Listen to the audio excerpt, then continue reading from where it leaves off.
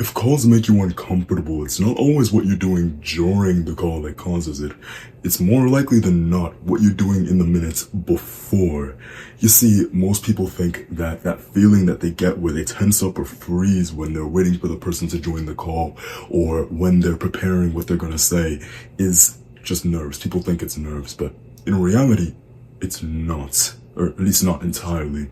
You see, one very common way that people prepare is actually what ends up making them show up worse on their calls. It does the opposite of what they expect. So in this video, I'm going to explain why exactly that happens and also show you how I overcame it myself so that you can implement that into your own communication when you have to go onto these calls. So if you're wondering, who in the world is this guy? My name is Nick Lutalo. I've studied communication for years, and I know this particular problem because it was the bane of my existence anytime that I had to go on a call for my first business. Now, in order to fix this problem of the way that I felt before the calls, what I did was actually fix some things that I would do during the call. And sometimes it would work, sometimes it wouldn't.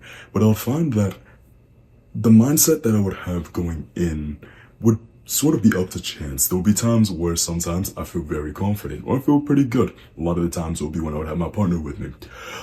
Other times, it was not the case. What exactly did I do differently to realize how exactly I could actually make this a lasting change and not make it so that sometimes I feel good going in and then other times it's over before it's even started? And what I had to realize to make this shift was that information readiness is not anywhere near the same as communication readiness. This is something that I see a lot of people, especially entrepreneurs, struggle with. They think that if I focus mainly on getting all of the information down, memorizing everything that I need to know, then when I get on the call, I'll be fine because I know everything. And that's true to an extent. I would really hope that you actually know what you're talking about. If you don't know what you're talking about, that should be a prerequisite. But what people do when they do that is that they neglect the other aspect by prioritizing just the information. And when you prioritize just the information, you forget how you deliver the information. Imagine you had some kind of product that you were selling. It would be like a physical product. And you made that product really, really good. Maybe it was a few $1,000s. And you had to deliver it to somebody. Now imagine if on the way to delivering it to this person who happens to live on, say, the other end of the country, you get the most cheap car or truck that you could take this thing in. So it goes in this truck. The person driving it is 16. They just got their driver's license and they like to drink and drive. They're driving on the road. They're drinking on the job. They do kind of weird turns and everything like that. The box starts shaking inside of the back of the trunk of the truck. And then what ends up happening is by the time it actually gets to the place to be delivered, it's broken, it's weird, and it doesn't hit the same even though you spent as much time as you could to actually make it sound good. Or be good. I'm starting to confuse my metaphors. But that's what I mean. This is what people do with their communication.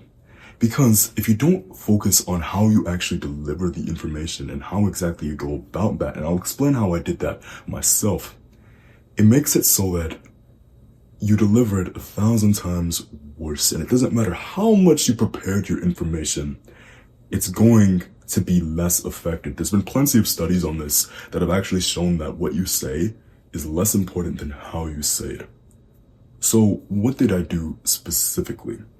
So one thing that I realized would be that I would go on these calls and I would prepare just on the information, like I would say. And then I would get up there on the call and literally in the first sentence, hi, how are you doing today? I stutter or I trip over my words or I do something stupid or say my actual information in a weird way that doesn't actually make any sense.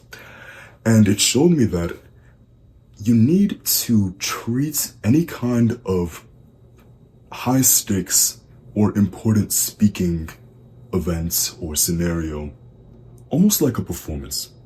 So what do I mean by this? I perform, I do music, I sing, and I've done it for years now in front of hundreds of people. And I used to have this exact same problem before I would go into actual singing scenarios.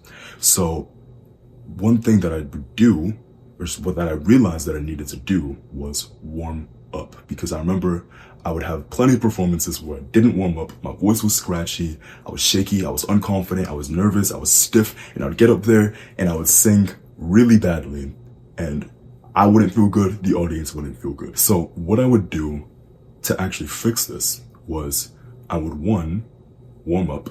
So I would get together with my group, we do vocal warm-ups, we do our scales, we do our, vowels, we do all those kinds of things, making sure that we're warmed up, we'd stretch a little bit, move around, make sure we're not feeling too stiff.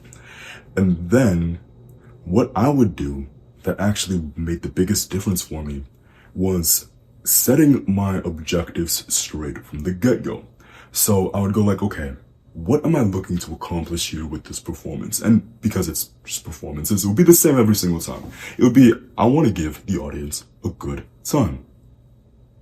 And the thing that was interesting about that was by just focusing on giving the audience a good time, then I would go like, okay, well, what do I need to do to do that? Go like, okay, so maybe I try and use a little bit more energy today. Maybe I'm just feeling a little bit tired. Just bring in a little bit more energy. Or maybe it would be something like, oh, maybe sing it in this particular way, use your voice in a particular way. Or maybe it's do this kind of movement while you get on stage. And then I'll go like, okay, cool. This is what's going to make the audience enjoy it more. Focus on how I'm not actually focusing that much on myself here. I'm not going like, okay, my objective here is to look cool. Because I had times in the past where I would do that, and I would have the same issues that I would have on stage as when I didn't warm up. So I would go in focusing on that main objective, giving the audience a good time. I get up there, and I would kill the performance. And because I had this background in performing, I was like, wait, I can apply this to my business scenarios in these high stakes environments. So that was where I created a framework for being able to get into the zone for these kinds of higher stakes calls, these higher stakes business calls. First thing I would do is make sure that I have the information down. So I'm not saying that you shouldn't do that. Practice the information, make sure you have it down, because if you're focusing on what you're going to say, then you can't focus on how you deliver it because you don't know what to say. So of course I would get the information down. But then I would focus on warming up my voice, warming up my actual overall communication, my voice, my body, my articulation, everything. So the way that I would do that would be very simple. It doesn't have to be anything crazy. In the minutes before the call, what I would do is start moving around, move my body, stretch, do some kind of arm circles or whatever. It doesn't have to be anything crazy. It just has to be enough to make it so that you're not stiff. Why? Because when you actually need to communicate to someone, the best thing that you can do to make it more effective and more impactful is to communicate with your body, not just using your voice. Because what a lot of people do is they end up being very stiff. Maybe they use their hands a little bit, but when you can add visuals, then you can illustrate your message 1,000 times more, and it almost has double the impact. You're saying the words with your words in your voice, maybe that's a better way of putting it, and you're also saying it with your body. Because again, there's a statistic that 90% of your communication is non-verbal. It's going to be in your paraverbal communication, like your tone of voice, etc., and then also with your body language, what you actually do with your hands. So when you're not stiff, when you move around a little bit, that's going to give you that edge that you need to be able to communicate in a way that actually makes your gestures more effective and actually makes you use the gestures in the first place. Most people neglect this. They don't even think about that. And then on top of that, another thing that I would do too is also just move my face a little bit, start making weird faces. I'm not going to do that here right now because it'll be weird. I'm not doing that into a camera. But essentially just moving my facial muscles so that I can actually use my facial expressions more effectively here. So it seems obvious, but if you actually move your facial muscles around, then it'll help you to be able to build rapport easier, because you can easily mirror the expressions of the person that you're speaking to more effectively when your face is warmed up and not stiff. Another thing is for nerves. If you move around your body, that'll also help you to deal with the nerves a little bit. If you move around, if you do some kind of physical activity, like say it's jogging in place or doing a little bit of push-ups, what that does is that it gets rid of that adrenaline that you feel in your body, like the literal adrenaline, not the metaphorical adrenaline. You're going to be feeling adrenaline when you're in these situations because of the stakes that you have attached to them. So if you do some kind of physical activity, and it doesn't have to be anything crazy, it can just be a light jog, it ends up being used for that physical activity that you're doing. And then when you go back into whatever the actual activity is, you feel much less adrenaline because it was already used on your little jog or on your little push-up session. So that's one thing that you can do. It's a little pro tip. Now, if you're finding any of this useful, check out the link in the description. I have a free Skool community where I go a lot more in depth into these kind of communication skills like this. Now, here's one thing that I would also do that is actually a tool that's used by politicians, that's used by professional public speakers, that's used by actors and performers and news anchors. And it's something that is going to seem silly, and most people won't do it because it seems silly. And that's where you get your advantage by doing it. And what that thing actually is tongue twisters. Now, why are these actually useful? Because they just seem like they're this funny thing that you do as a kid because it looks and sounds silly. And the reason why these actually work is because of what makes them tongue twisters in the first place. The reason why they're hard to say is because it's a combination of letters and words that make it so that it puts your literal tongue and the muscles that you use to speak in a weird position. The thing is, a lot of the time when you speak, you end up having these kinds of words that actually do have those weird combinations. It doesn't happen as much as it would in a tongue twister, obviously, but at the same time, when you go into these situations unprepared because you didn't do any tongue twisters or any kind of prep beforehand, that's when you trip over your words. I used to have that problem a lot. I would trip over my words all the time. I wouldn't be able to speak in a way that was fast. The thing is, I loved speaking fast, so I would do that a lot. So the way that I fixed this was just by doing a few tongue twisters. You can just Google some. One of my favorites is, let me remember it. It's, you know New York, you need New York, you know you need unique New York. I'm not going to say it fast because I'm going to mess up. That one gets me all the time. But essentially what this does is that it warms up the muscles that you actually use to speak. And when you do that, it makes it so you're 1,000 times more articulate than you otherwise would be, because you're doing some really, really hard word combinations that actually make it so that when you're doing your regular speech, you don't trip over your words and you're not unarticulate. I don't think that's a word, but you get the idea. So if you do that and you warm up your body and you warm up your voice using those techniques, that will help you overall with your communication. But there's this one thing that if you don't do, any kind of prep that you do is going to be negated. Now, the way that I used to prepare mentally for some kind of big performance or some kind of big call was actually something that a lot of people do, and they think it helps them, when in reality, it actually does the opposite. It makes them show up worse. And what that is what I like to call experiencing preemptive pain. Now, what exactly is preemptive pain? It's essentially when you go through all the scenarios that you possibly can in your head, and you almost experience the different outcomes that might happen from the call or from the event, or you feel and experience the judgment that you might get, and you feel or experience the mistakes that you might make. Why would you do this? You do this because it's actually productive, because it's going to help you to prepare for when those situations come. And to some extent, this is mildly helpful. If you do this long before you actually get on the call, then you can prepare in a way that's actually useful. For example, if you're doing sales, you might want to practice a few objections so that you know what to say and you're not caught off guard by something common like, I need to talk to my wife, right? That's one thing that would be useful. However, if you're doing this in the minutes right before you get on a call, you are quite literally shooting yourself in the foot. Why? Because your body and your mind aren't going to be able to tell the difference. You see, if you think of something that makes you, say, very angry, for example, think about the last time somebody cut you in line or a friend betrayed you or did something crazy. If you really think about it for a few minutes and you ruminate it and you go and experience everything that happens, all of the emotions that you felt, all of the thoughts you were feeling, everything that happened in that particular moment, what do you think is going to happen? You're going to feel angry. It's not going to feel good. Your body's going to react and your mind is going to react in a way. You're going to feel all of the feelings that come with being angry, even though it's not actually happened. It's happened in the past.